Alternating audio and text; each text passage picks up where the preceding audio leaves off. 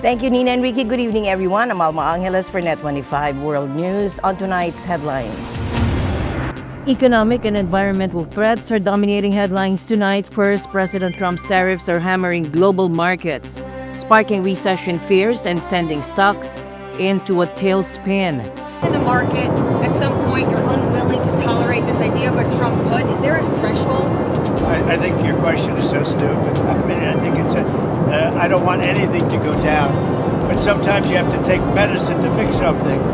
Then we'll turn to the devastating storms across the South and Midwest, where tornadoes and historic flooding are wreaking havoc. Once again, we're going through a major natural disaster with significant flooding all over the state. And the news starts now.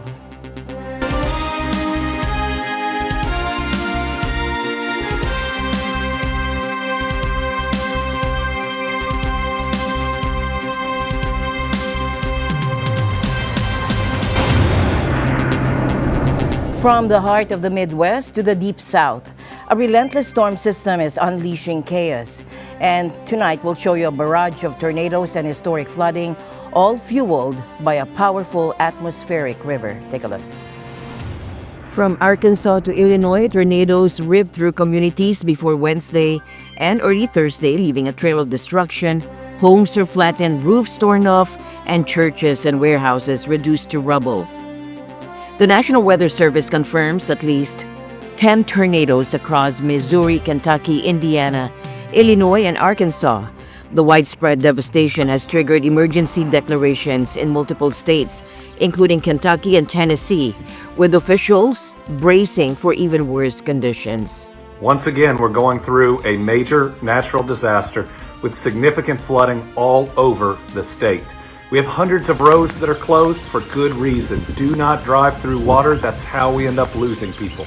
The rivers haven't crested in many areas of the state, and so there are a day, if not several days left on this event. So please, everybody be careful. If the water's still rising and you need to move to high ground, please do it. If you are out traveling and you come upon a road that has water over it, do not drive through it. We've tragically lost 2 individuals, 2 Kentuckians, 2 children of God already, and we don't want to lose any more. Record flooding, mudslides, and rock slides have closed hundreds of roads across Kentucky alone, and the impact isn't limited to roads. Nearly 150,000 homes and businesses still without power, with Michigan and Indiana taking the brunt of the outages. Major airports also experiencing significant delays and cancellations. But the biggest threat now is the unprecedented flooding. The National Weather Service is warning of catastrophic rainfall across the lower Ohio Valley, the Mid-South, and the Ozarks, with some areas expecting even 15 inches of rain. Key infrastructure is also under siege. At least 22 counties report damage from tornadoes, high winds, hail, and rising floodwaters. Federal and local emergency crews are on the ground deploying rescue teams, clearing debris, and delivering vital supplies. But for many communities already reeling from previous severe weather events, this new wave of destruction is a devastating blow. With floodwaters continuing to rise, officials are warning this could become one of the most significant flooding events in recent history. A wave of economic warnings is sweeping Wall Street as major financial institutions drastically revise their forecasts in the wake of new U.S. tariffs. The fear, a looming recession. Take a look. JP Morgan has significantly increased its prediction of a global recession, now placing the odds at a sobering 60%.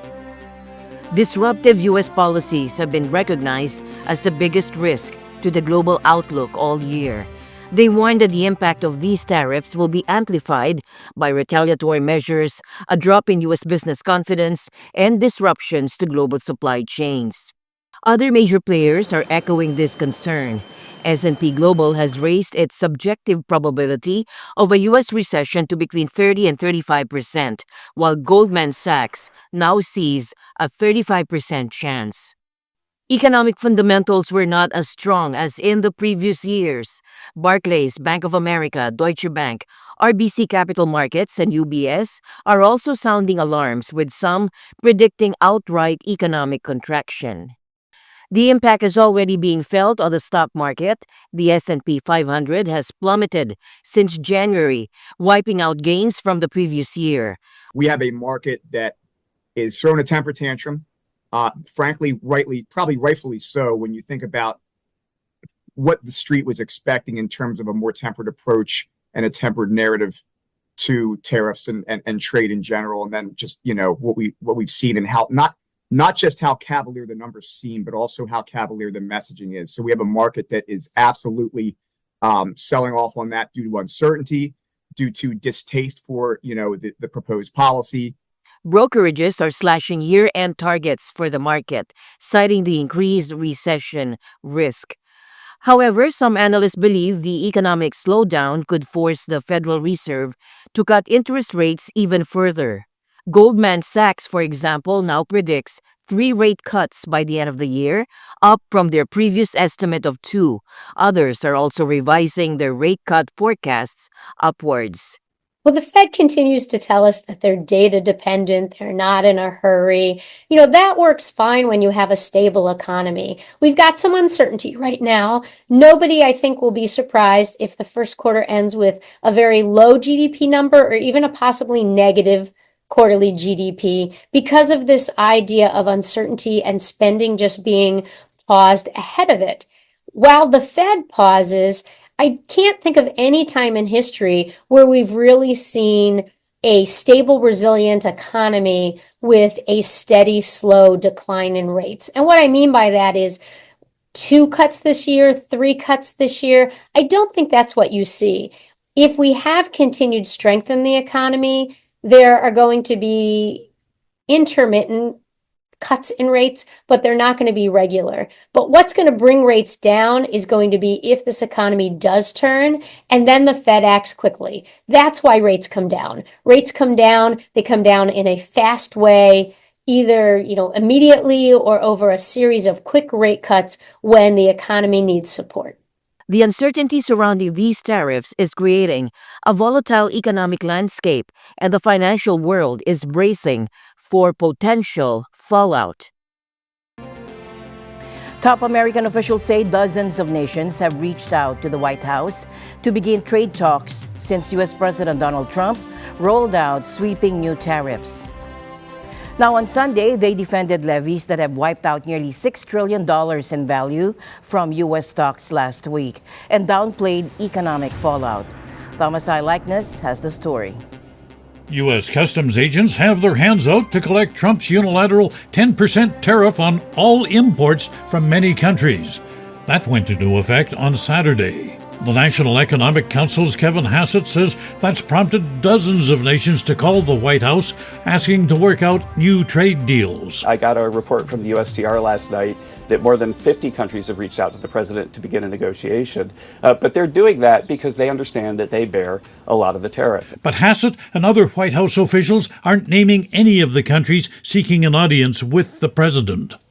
Hassett also minimizes the effect tariffs will have on consumers' wallets. Well, there might be some increase in prices, but the fact is that if there were going to be a heavy burden on the U.S. consumer, then this trade deficit that for 30 years we've seen, really since China entered the WTO, would be something that would have gone down. It would have gone down over time. But he does admit tariffs are a tax, and that's something the Trump administration has downplayed. A tariff is a form of tax. It's a way that you collect revenue when you import products, yes. Meanwhile, on his Truth Social site, Trump on the weekend implored people to hang in there. He says it won't be easy, adding that his policies are an economic revolution. Trump's sidekick Elon Musk weighed in, saying he hopes the U.S. and Europe can establish what he calls a very close partnership. I hope it is agreed that both Europe and the United States should move, ideally, in my view, to a zero tariff situation, effectively creating a free trade zone between Europe and North America. Musk adds that he also hopes people can freely move between Europe and North America to work if they wish. But at this point, it doesn't seem that wish list will come to pass. EU countries are getting set to present a united front in the coming days against the Trump tariffs. That will see the 27-nation bloc joining Canada and China by imposing retaliatory tariffs on the U.S. Back in the United States, the impact of the tariffs at the consumer level will begin to be seen in the coming weeks. Rising prices and job losses will likely spur more outcry from people who are already upset with unpopular government cuts and the chaos in Washington. Joseph Williams, former senior editor of U.S. News and World Report, says the outlook is dismal. We will be looking at 5% or more unemployment in the United States. We'll be looking at probably a mild recession heading into a deeper recession. Americans now have to deal with the prospect that the president they believed would quickly lead them to prosperity may be failing in that mission early in his term. Thomas I. Likeness, NET25 World News. Global markets are reeling today as President Trump's tariff plans to continue to send shockwaves through Asia. Now, major stock indices plummeted, with some experiencing their largest single-day declines in decades, and investors are increasingly concerned about a potential global recession fueled by these trade tensions. Take a look. Japan's Nikkei index saw a dramatic drop, falling nearly 8%. Hong Kong's Hang Seng Index experienced its biggest one-day decline since 1997, plumping over 13%. Taiwan stocks also took a significant hit, falling by nearly 10%, a record one-day percentage drop. South Korea's Kospi recorded its largest daily fall since August of last year, and China's Shanghai Composite also closed sharply lower. In Southeast Asia, ASEAN trade ministers are preparing to discuss the impact of these tariffs. Malaysia's Trade and Industry Minister Zafrul Abdulaziz spoke to reporters, outlining ASEAN's current position. As from my understanding, there's no retaliatory tariff being imposed by countries of our members of ASEAN. And as I said, we have a 10th of April, we have a discussion. We'll discuss with them, with my colleagues on the next step forward. I think two wrongs don't make a right. And it's important that we remain calm because anything that will result in trade war is not for the benefit of the global economy. As ASEAN ministers prepare to meet, the global financial community remains on edge, watching closely to see how these tariff disputes will unfold. U.S. stocks plunged for 2 consecutive days as investors brace for escalating trade tensions sparked by President Trump's reciprocal tariffs he announced on Wednesday. Take a look. The Trump administration began imposing reciprocal tariffs on all its trade partners. This move has sparked panic among investors. All 3 major U.S. stock indices fell into sharp declines on Thursday, with European stock markets also seeing significant losses. This while the U.S. dollar index dropped substantially. As of the close on Thursday, the Dow Jones Industrial Average plunged to its largest single-day decline since June 2020.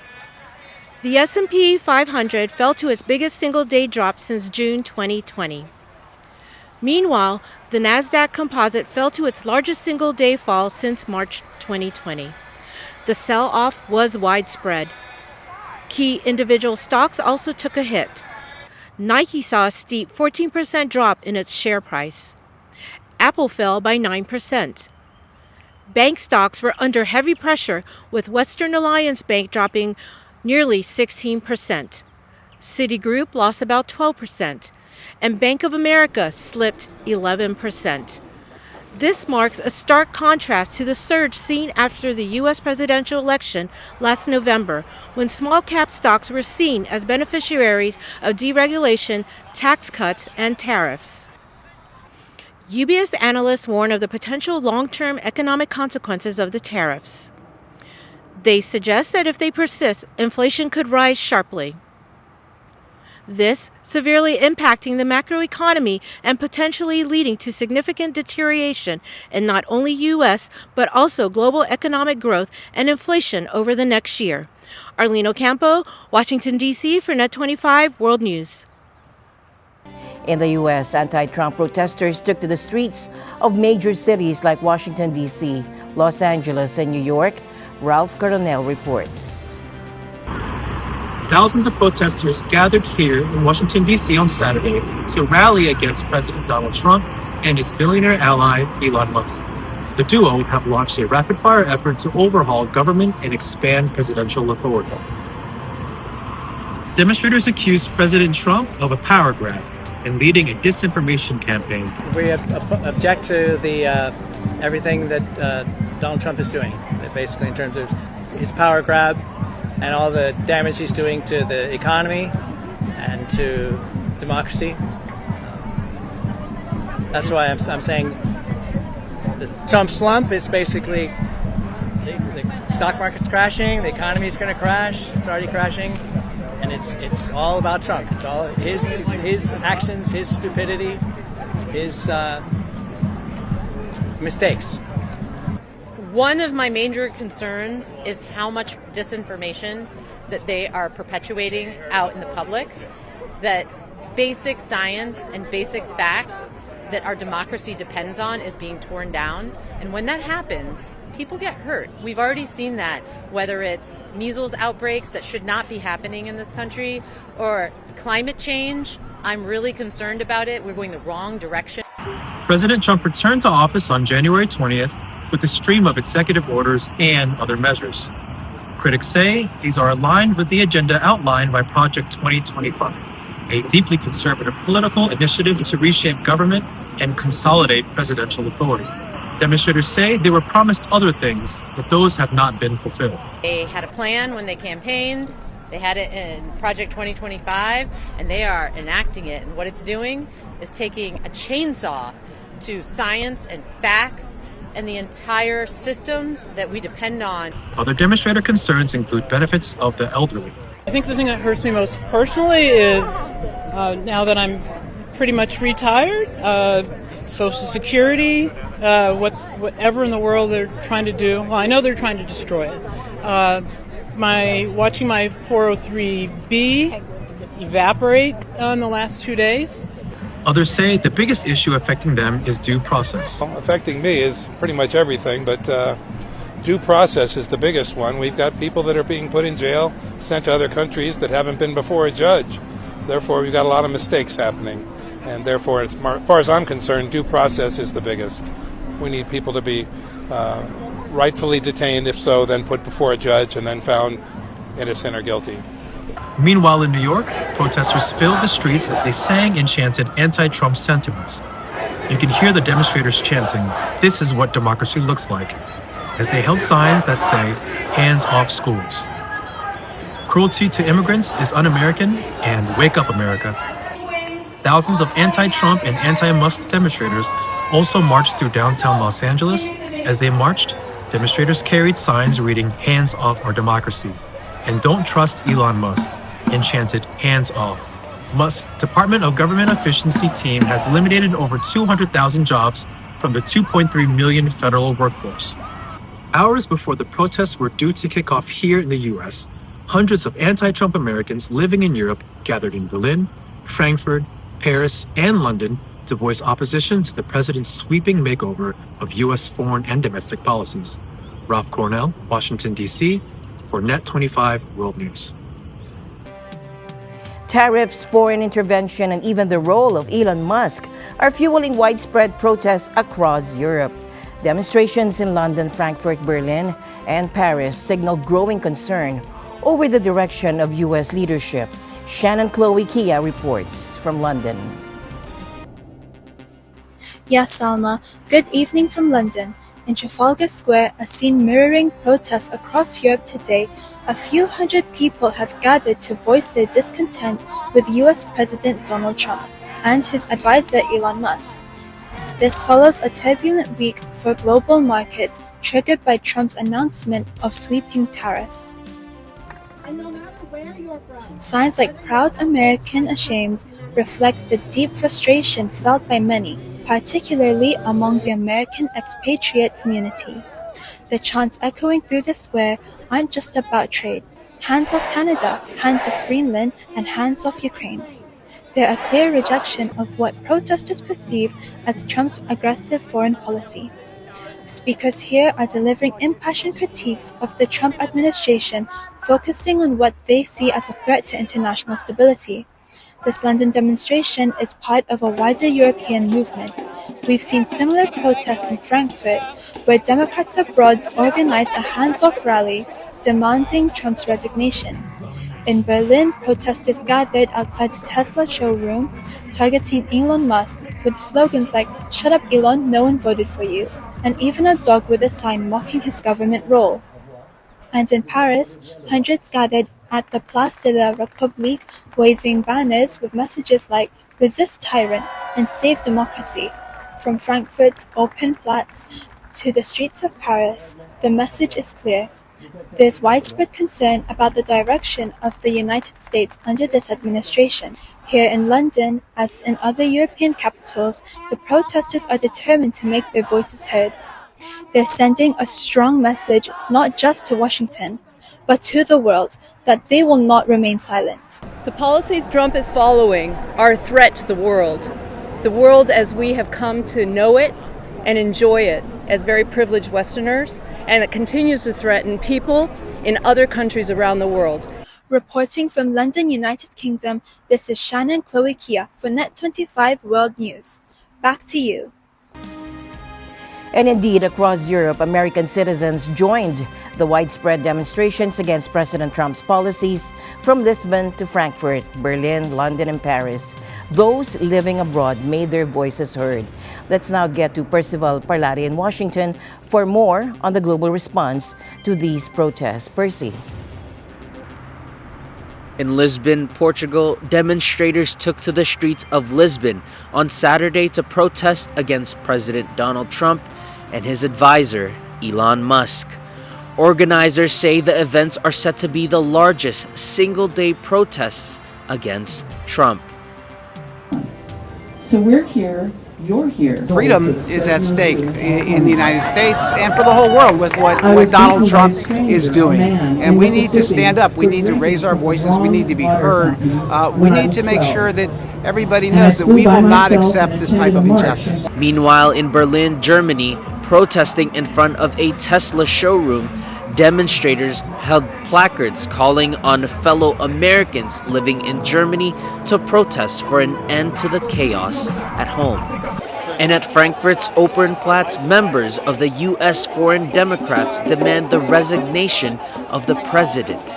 Their placard slogans read, "Restore democracy" and "Hands off our personal data." The way he's destroying our democracy, I mean, dismounting the whole government and his politics, his everything. I'm sorry to say, I'm a New Yorker originally, and I know what Trump's about. That guy is, he's poison. He's a liar. He's a thief.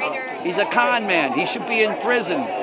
We have to show solidarity with all the demonstrations in 1,000 cities today in the USA. We have to show that we are not in agreement with what is happening in the USA. People in Germany, people in Europe need to know that. Dozens of mostly American anti-Trump protesters gathered in central London on Saturday.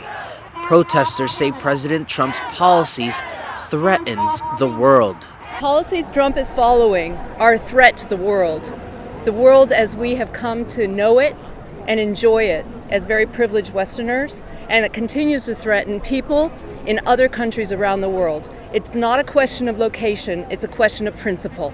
And in France, hundreds of demonstrators, mainly Americans living in Paris, joined the worldwide call to show discontent at Trump's and billionaire ally Elon Musk's rapid-fire effort to overhaul government and expand presidential authority. And I would say it's embarrassing, but it has an impact on everyone's lives throughout the world. And to stop that, I don't know how we're going to stop that, unless he has another whim to reverse it. See, like his Liberation Day affected the stock market, which affects loads of different countries, the EU.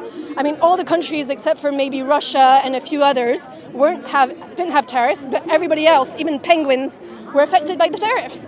So yeah, like, I mean, things nonsensical like that, where allies become enemies. I mean, in World War II, which was the real liberation, we were allies of the US. Are we allies with the US anymore? For the moment, we're not allied with its president. Let's see what happens next. The hands-off protest is designed by opponents of President Trump to demonstrate their opposition to his administration's sweeping makeover of U.S. foreign and domestic policy through executive orders. Percival Parlade, Washington, D.C. for NET25 World News. As global markets react to his administration's latest trade moves, President Trump addressed concerns about potential economic fallout. Take a look. What's going to happen with the market, I can't tell you, but I can tell you our country has gotten a lot stronger. And eventually, it'll be a country like no other. It'll be the most dominant country economically in the world.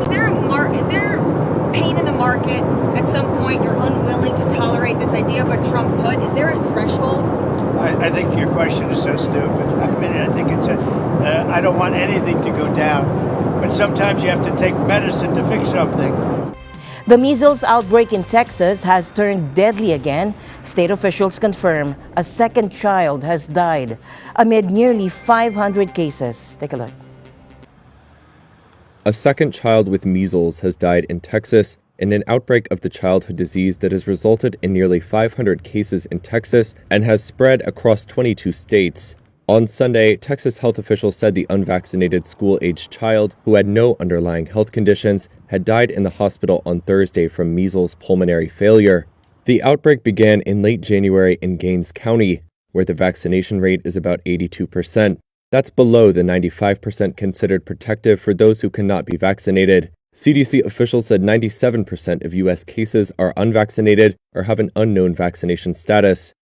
In a post on X, Health and Human Services Secretary Robert F. Kennedy Jr. identified the child as 8-year-old Daisy Hildebrand and said he visited Texas on Sunday to comfort the family. Kennedy is an anti-vaccine advocate who has declared that vaccination is a personal choice. He has previously recommended vitamin A as a measles treatment, along with good nutrition. While vitamin A has been shown in some studies in developing countries to lessen the severity of symptoms, it can lead to liver toxicity in high quantities. However, on Sunday, Kennedy said the best protection against measles was the vaccine, which is 97% effective after 2 shots. When asked about the new measles death, U.S. President Donald Trump said that if the outbreak progresses, his administration will, quote, have to take action very strongly.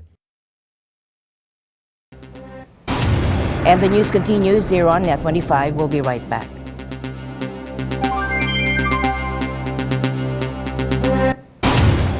And finally in our news, burning suitcases and a pointed slogan have turned a Barcelona wall into a canvas of protest. Now, the artwork captures the growing anger over a tourism boom that many locals say is pricing them out of their own city. Lovely Apple Joyce Fabros reports from Barcelona.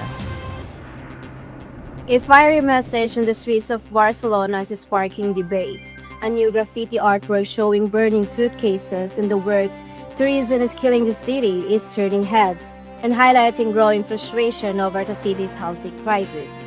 Created by local artist Rock Block Block, the piece captures what many residents feel, that the booming tourism industry is driving up rent prices and squeezing locals out of the housing market. It makes me sad and a little bit guilty for being here as a tourist and being part of that economy, you know. This comes just weeks after Spain's courts blocked Barcelona's bold plan to phase out short-term holiday rentals by 2028. The city is set to cancel over 10,000 tourist rental licenses in an effort to make homes more affordable for long-term residents. We have a crisis. All the apartments that are being rented out and all that, they become touristic apartments. And it's a problem. And when they don't, the rents are for millionaires. Barcelona has long walked a tightrope, balancing the economic benefits of tourism with the needs of people who live there. Supporters of the rental ban call it a lifeline for locals. Critics say it unfairly favors hotels and won't fix deeper housing issues. People that actually live here, the infrastructure, it's not as well done as for the people that are just visiting for the tourism. Also, people that live here are penalized by the tourists. For the housing, I think that's a big problem because, of course, it's not just because of tourism itself, but it's really because of the big owners, who take over everything and do what they want. But that's not the fault of tourism. If they don't allow touristic apartments, people will go to a hotel and that's it. No problem. I think that's how it should be. Since 2020, the numbers of homes available for long-term rents has plunged nearly 60%, according to property site Idealista. Many landlords are switching to short-term lets or pulling their properties from the market entirely, citing rent caps and anti-eviction laws. And it's not just Barcelona. Other tourist hotspots like the Canary Islands are also moving to restrict holiday rentals. With a nationwide housing protest set for April 5, voices across Spain are calling for change. The message is clear. While tourism fuels the economy, leaders must find a better balance to protect the communities that call the cities home. Reporting from Barcelona, Spain, this is Lovely Apple Joyce Fabros for NET25 World News. Back to you, Alma. And with that, we end tonight's broadcast. For everyone here on NET25, I'm Alma Angeles. Thank you for joining us. Good night.